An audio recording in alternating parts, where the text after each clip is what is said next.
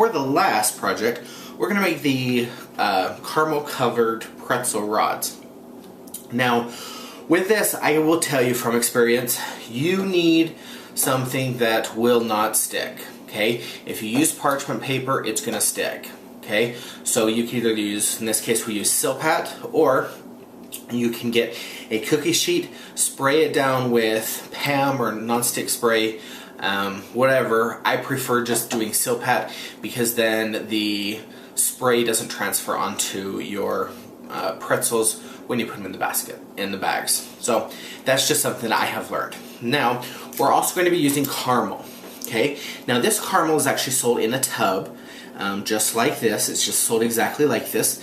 Or you can use the caramel that comes in the squares, and I believe it's from Kraft. Doesn't matter either way.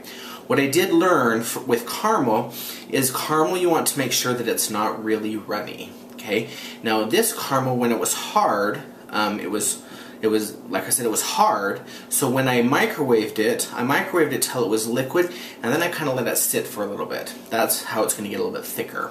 Okay, if you just dip it while it's runny, the caramel will run off the sides of your pretzel. So again, speaking from experience.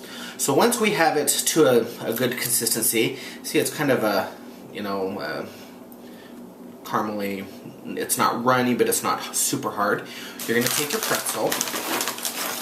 You're going to take your pretzel and then you just dip and roll. Okay? And this is based on, of course, depending on how much caramel you want. If you wanted more caramel up the edge, then you may be able to put this caramel into a bigger container that's deeper sides. Okay? So then once you do that, then what I like to do is I just kind of like to spin it and get some of the caramel off, and then I'm going to put it on my cookie sheet.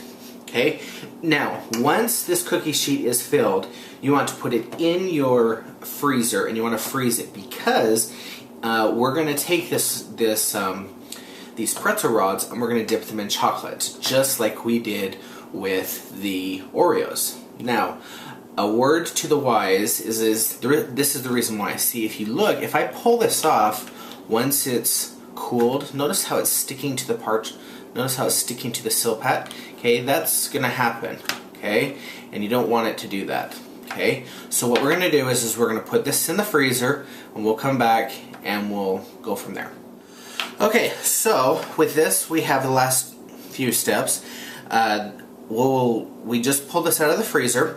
Now let me show you how easy. See, super easy. It just comes right off.